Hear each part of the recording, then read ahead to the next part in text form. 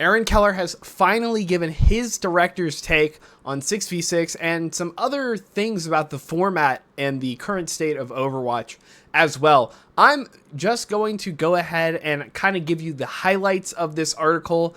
I'm sure plenty of other YouTubers are going to go and read the whole thing out and go through every tiny little detail. I'm not really going to do that in this video. I'm going to focus on the things that stood out to me that aren't necessarily always the focus of the article. But in general, I thought that this article was kind of what I was expecting it to be, that Aaron Keller would give just like his behind the scenes look at like why they make certain changes. And if they were open to 6v6, I knew it was never going to be a pure confirmation that 6v6 would be coming back. But I wasn't really expecting all of the things that they said, but I don't think anything was completely outrageous or new or anything like that. I will say, though, the honesty here, it's very palpable. You can tell that this is not only written from the heart, it is very long, but that there's a lot of insight here that I don't think Blizzard would overall typically be comfortable talking about. If it wasn't such an important topic to not only the community, but I think the developers as well. So bravo to Aaron Keller. I think this is very well received, well written. Maybe he doesn't talk about every single thing, but it is still very good. Also, I do want to note that this is definitely about 5v5, 6v6, and format, right? This is not about in specific the changes that came with it, about, you know, the state and the feel of the game as a whole, about why Overwatch 1 felt different. It is purely really about the format, right? So any quarrels of things and balance changes that came with the format, like role passes and stuff like that, that is not really in here. That is not really what this dev update is about. And we'll talk about it at the end, but this is not going to be the last time we hear about this. So definitely expect that maybe later on. But for the time being right now, this is just purely kind of a format thing, right? So I'm going to go through, I'm basically going to kind of go in rough chronological order and talk about some of the things that stood out to me about what was interesting and what that kind of means for the game of Overwatch as it is. First off, they talk about back in the day, way back. I remember playing this back on my PlayStation, you know, before you had limits, hero limits, right? So you could pick as many Pharahs as you wanted, or you could play 6 Mays and all ice block on point randomly. No one could kill anything, stuff like that, right?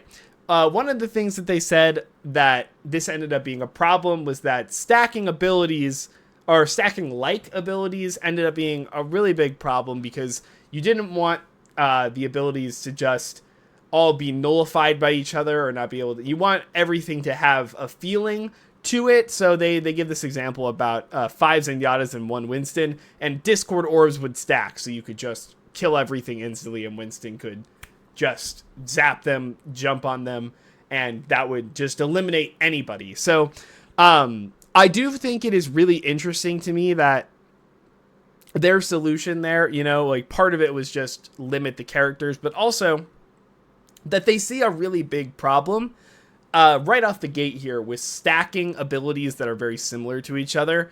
And I think that's important context to realize that the more powerful and the more characters that you have on the field, it is much more likely that those like abilities are going to cause those similar problems.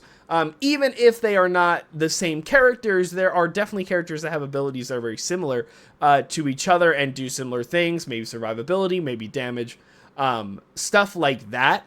And I think that is really, really important. He talks about that if they wanted to balance it in those formats, they'd have to dumb down a lot of their characters like that. And I do think that is kind of a problem with the bigger teams format, right? Where every individual character probably has to be a little weaker than normal, right? So that they don't create these really oppressive stacking strategies where they just use one kind of tool and get the job done that way.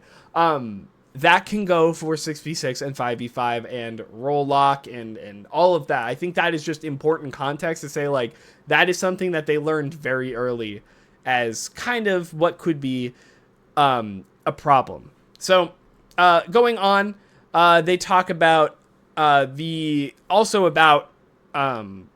what's it called? Hero limits, but also going into role lock and eventually 5v5, that less options allowed for much more consistent and consistent strategy and consistent game feel at the cost of it feeling a little samey, and also not being able to have as many options to deal with many things. And basically, I think that is, in my opinion, that is one of the major benefits that came with role queue. Now, in the dev update, he actually says, there's good and bad to role queue, and he's not even kind of saying like which one was better. He's just kind of explaining what choice was made and why they made that choice in the first place. In my opinion, that strategy and consistency, being able to really go into depth with the limited amount of comps and choices you could make, allowed you to really get into the micro of how everything worked, right?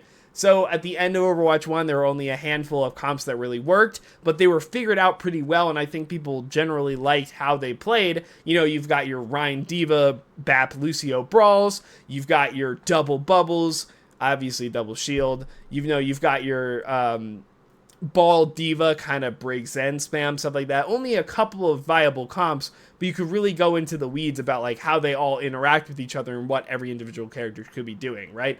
I think it's also the same thing for GOATs. Obviously, that was open queue, but in GOATs, you played 6 different heroes, and since you only played those 6 for a year, you really had to understand the ins and outs of all of the single things. Role queue made that a much more consistent experience. It was much more likely to happen. 5v5 also kind of did that as well, but that was actually why they had the hero limits, right? They were moving towards that consistent experience. And I think that's, again, interesting. It's a very early lesson that they learned that I can see is what would have enabled them to make those changes later, some of those more controversial format changes down the line, right? That informed those decisions a little more. I kind of already talked about it. They said in particular that heroes are more watered down in no limits if they wanted it to be balanced, right? That was the thing about stacking abilities and stuff like that. But I already kind of talked about that. They actually said, and we'll go down to role queue here, that one of the benefits of role queue that was not really, I don't think is really discussed very much, is that it actually brought with it much more consistent, better match quality, because all the roles were ranked separately. So there are people who are very different skills at different roles, and they're never going to be forced onto a role that they don't want to.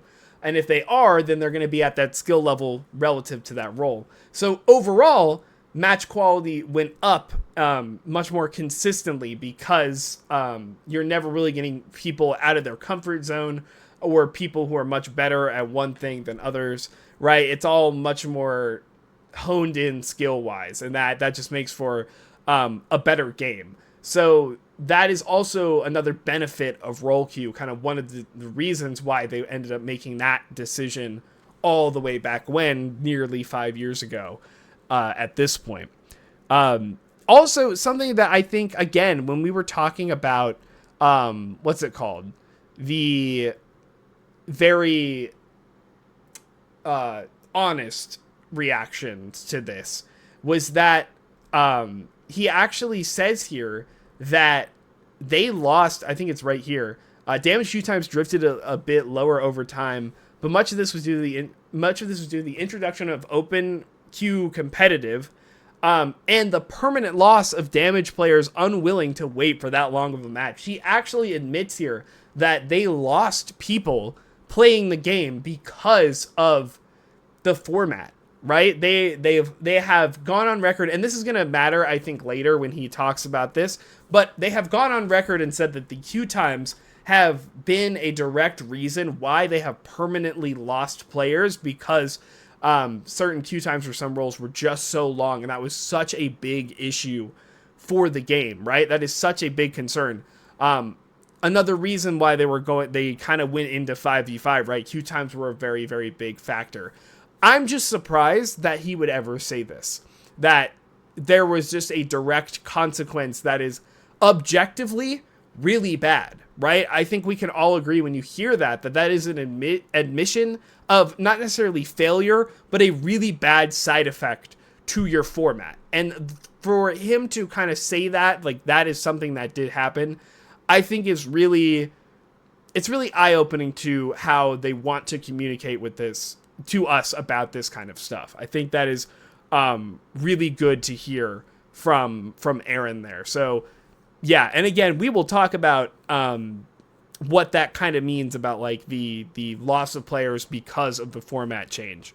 I also have a quote here that he says, I think it says right here, "Could there be an in-between version that softens the original problems without completely solving them, and also isn't quite as restrictive as a current role queue system?" So again, he's talking about role queue here, right? Is there a way that we could implement role queue but open up a little bit more of that freedom of choice, and even potentially bring back some of what 6v6 had and what Overwatch 1 had within 5v5, or even 6v6. Again, we'll kind of get to that later.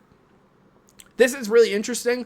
I don't know, there's a pretty well-known SVB video. He's talking about formats and roles and kind of bringing up the idea of what if there was like a always mandated 1-2-2, but it didn't matter what role. So you could have 2 tanks and 2 supports, but you have to have 1 DPS at that point, and you're giving up a lot of damage pressure. What if you always had, you could have 2 DPS, 2 tanks, and then you had to have only 1 support to somehow be able to keep up with all of them, right?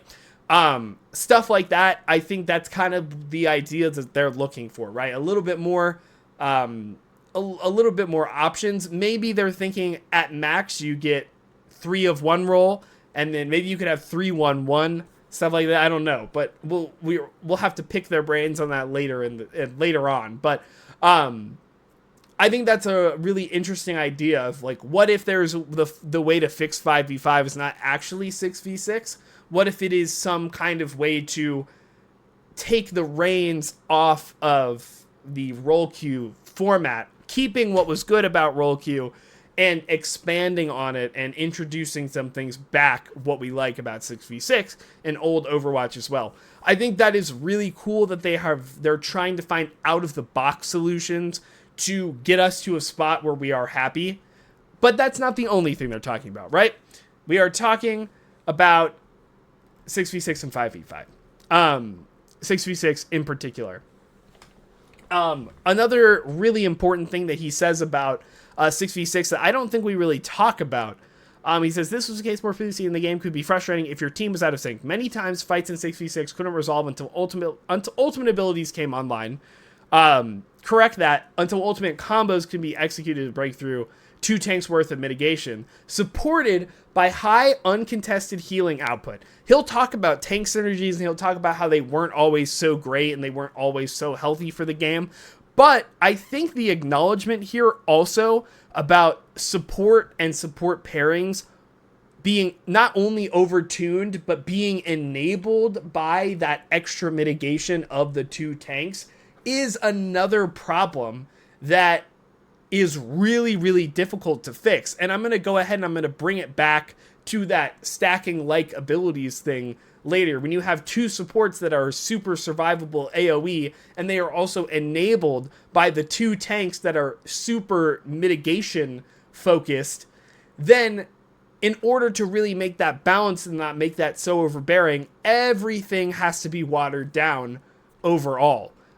Power-wise, right? And it's not going to feel as good to play those characters. And I think at the end of Overwatch 1, didn't really feel that great to play tank anyways, because even though tanks were powerful, it was hard to feel your impact so much. And since they were so powerful, you would have had to nerf them and then make them kind of feel even worse if that was the route they were going to go.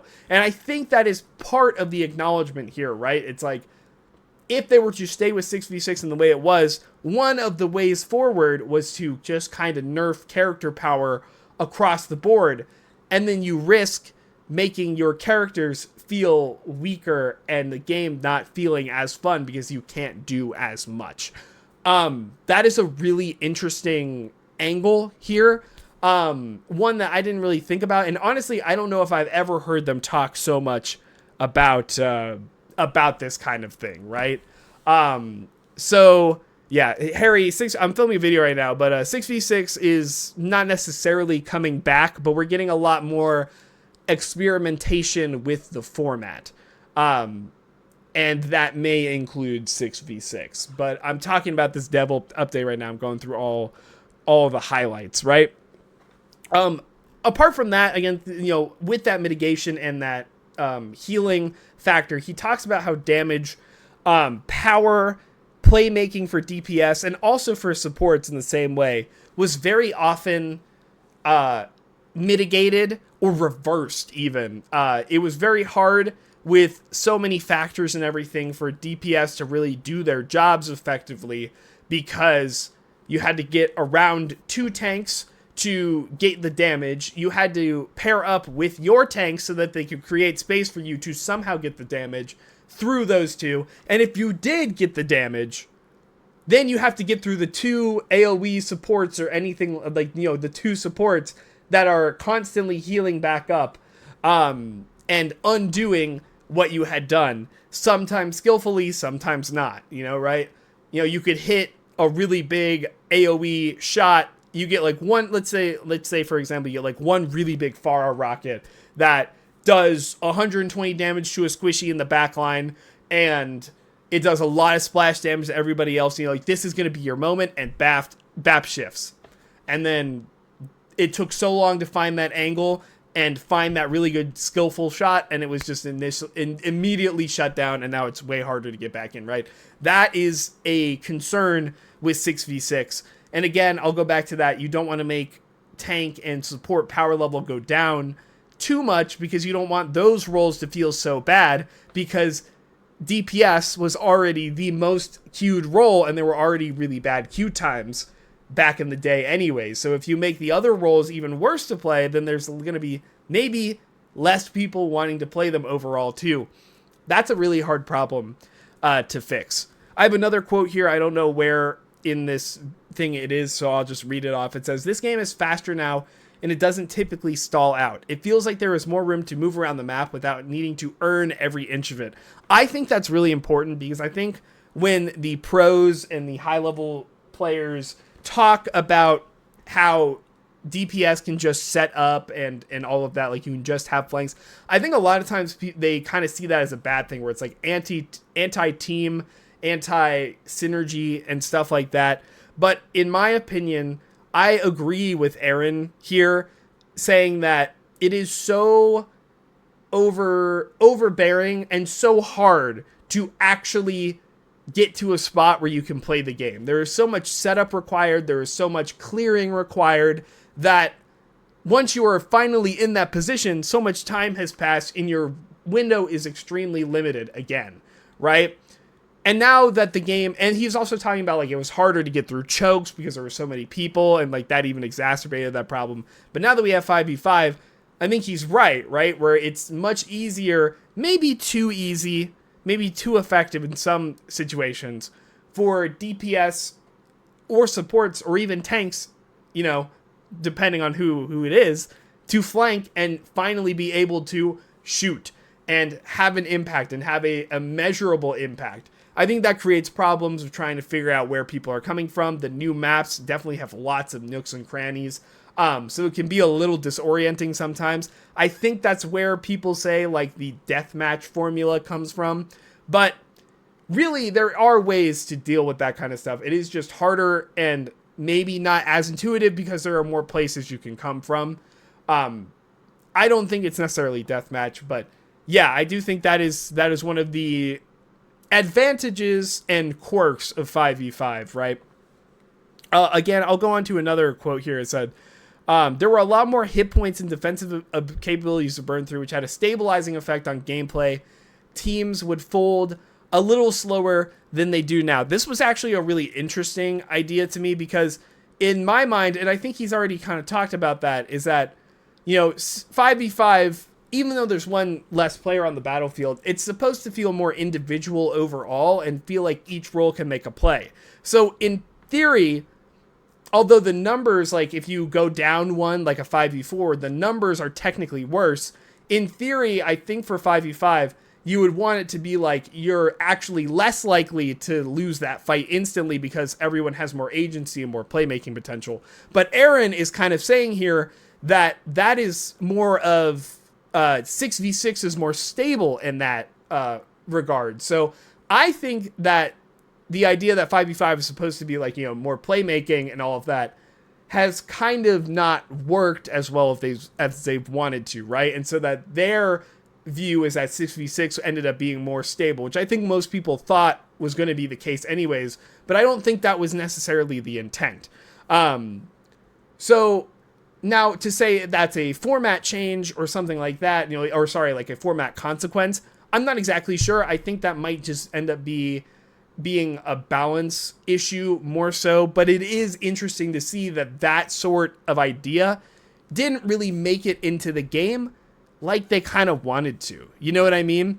So that's really interesting there. Oh, I totally didn't even talk about going back to the queue times thing here. Let's look at this graph. So this is a really interesting graph here because this shows kind of some damning evidence about 5v5. So basically, when you remove the tank, right, the idea is that queue times should be getting better, right? So your queue time should be going down at least by half, right? Because there's way less players on the tank role, right? So if you remove one of them, there's less in the pool to pick from. You can make games faster. So I would say like right around having the time it takes to get into queue is what you're looking for those other roles. Obviously, tank's going to be much faster. So you'll see down here at the bottom right, this is tank. It didn't change that much because in Overwatch 1, if you were a tank, you would probably instantly get into a game. In Overwatch 2, it still went down, which is really good to see. Support is really what I'm talking about, right? Support is a generally popular role. It literally is 2.8 to 1.4. That is exactly half. So support queues just, great, right? The big kicker here is that DPS roles queue didn't actually only drop by half, it went over. So DPS queue times are much faster than they were in 6v6 in Overwatch 1. And I think that part of that might actually be that tanks queue times, they kind of went up relative to what you might have thought they would be.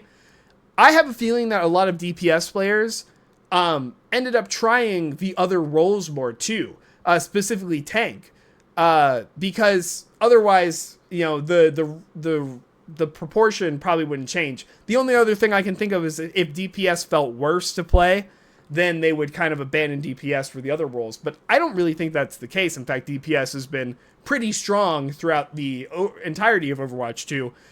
Except for some of those sustained metas, prior to Season 9.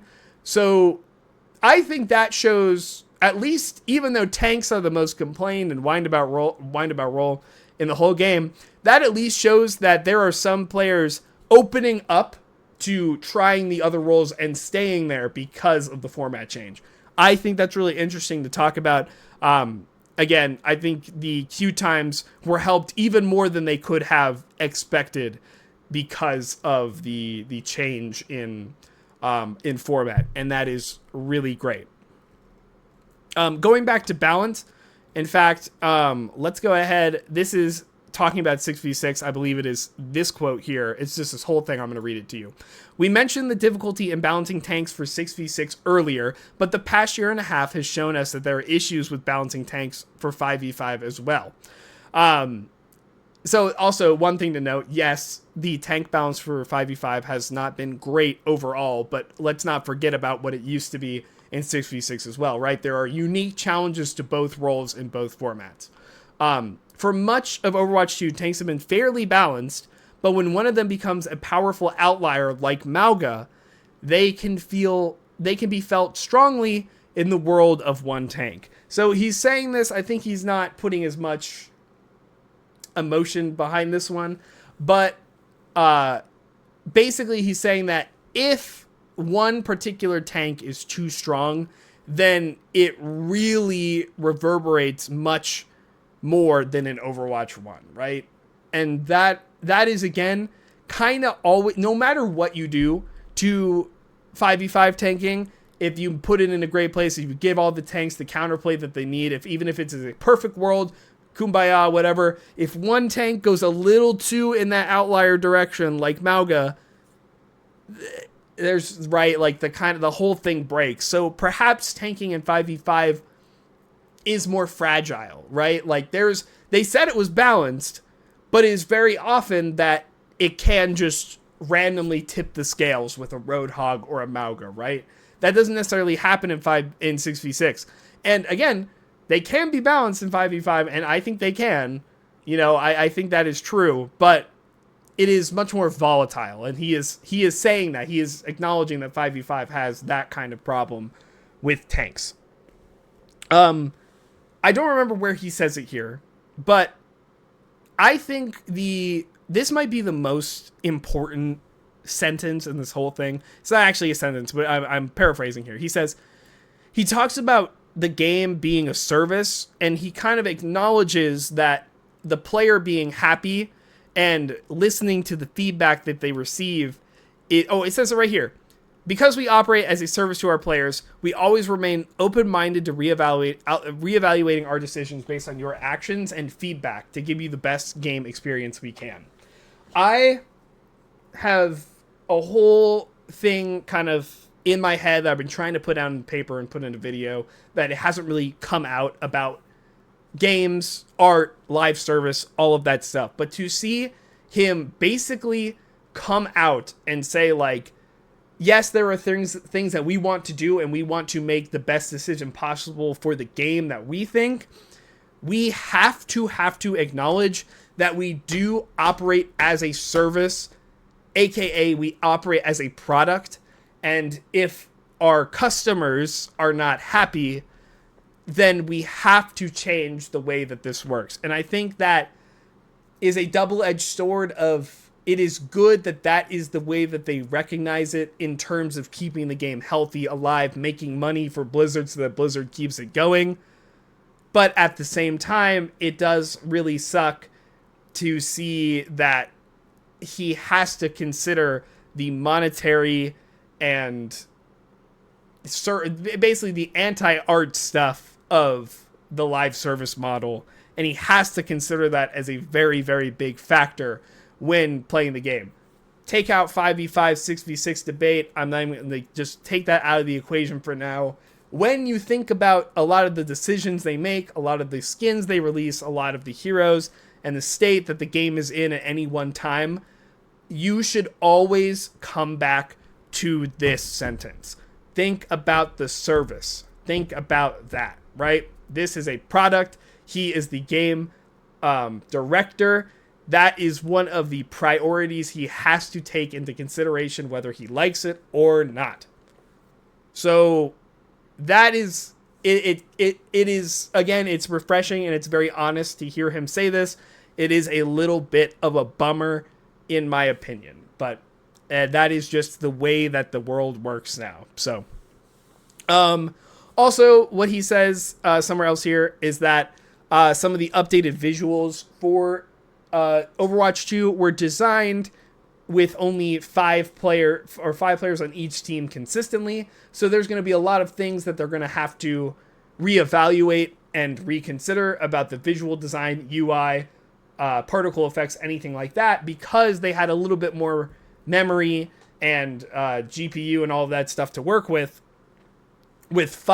only 10 players instead of 12. I think a lot of people are going to play 6v6 worked in the past, and it's like, yeah, but the engine has changed, and there are some on your machine. It's probably not going to feel any difference for the most people, but I guarantee you there's going to be somebody playing on minimum specs at 30 FPS, and their game, if they just cold turkey go into 6v6 again, their game's going to suffer a lot. So that is something that they have to consider as well, right? So keep that in mind. This thing has to perform on the Switch, on the aging Switch. So that is also another thing, right? That thing about like that's the bottom of the barrel. Like this thing has to still run properly on a Switch that is a nearly 8-year-old console at this point. So just think about that, right? And then the one thing I remember to keep this in mind, we were talking about queuing and everything, about the player base being, permanently leaving portions of it, that he is afraid that if they make a big risky move, there is no guarantee, if they go back to 6v6, right? They were not able to fix the queue time problem. There is no guarantee that they will be able to fix it again. There is no guarantee that it will continue to be fixed, even if it goes down a little bit because everybody wants to try the new stuff. There's no guarantee it's going to stay like that forever, right? We've seen how they've been balancing tank recently. I don't know if I would necessarily say the tank is fun enough in 6v6 or 5v5 to merit 2 tanks, making the queue times not miserable again. And they're very, very afraid of that. If they take this risk, it might not pay off in the queue time department. And then we're going to be back in those, eras of just waiting 10, 20 plus minutes to get one game if you're playing certain roles, right? And they don't want one role's impact to be lessened because of that, right? So that is a very legitimate concern. And I'm glad he brought this up because I think this is a very good point about 6v6. They can't just snap their fingers because there are a lot of things that they were never able to figure out beforehand. And those problems are just going to magically come back. And we don't know how the 5v5 crowd would react to having to live with those problems. There's probably a lot of people they would permanently lose because of queue times like that. That is really important to consider, right? So basically, I already talked about it a little more. They are open to new formats. They're open to 6v6. They are open to trying out other things, about being a little less, restrictive, letting more characters be on the field more often, stuff like that. And if it feels like they didn't address all of the issues here about, Overwatch 1 versus Overwatch 2, they will be back. They are going to be talking about this more. They're going to be sharing with us more. They are going to have other quick play hacks, other format trials, stuff like that. This is not the end of the 6v6 possibility for Overwatch. But it is by no means the end all be all, right? This is not saying 6v6 is back. Oh my God, thank God. This is also not saying the 5v5 is permanently here to stay in the way that it is right now. We don't know, and the devs, they also don't know, and that's what they're trying to figure out right now and give us the best experience. So, I think that's kind of it. Those were the highlights I wanted to talk about, but yeah, this is, one more time, this is really good. This is really good that this is how this is communicated to us. I'm glad that we have something concrete to talk about. I feel like there was a lot more insight in here than people were initially feeling. And I'll admit, I was surprised that they are so open to 6v6. I'm not surprised that they're open to other format changes, but the fact that they are okay with 6v6 and acknowledging that if that is what is going to keep the player base as healthy and alive as possible, then that is probably what's going to have to be done.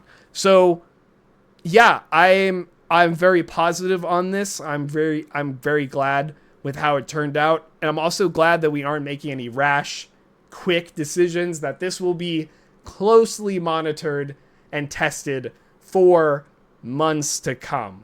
Probably, maybe, who knows, maybe years, right? So, without, going way too long over this, I know I wanted to not read everything as to save your time, but this is a lot to talk about, a lot of stuff that I think is important to understand. So, if you made it this far, please let me know what you think about this whole dev vlog thing. Sure, you can tell me if you prefer 5v5 or 6v6 to any of that stuff, but really, what do you think? Is there anything I missed? Anything that you think is really important? Let me know. While you're at it, like and subscribe. It does really help me out at the end of the day. This was streamed live at twitch.tv/LaneHemingway, Tuesdays, Thursdays, and Saturdays. If you want to talk to me directly, this is probably the best way to do this when I do these discussions. And if you want to leave me any hot takes, just generally discuss Overwatch, anything like that, you can join my Discord. It is down below in the description. Thank you guys so much for watching. Have a good day.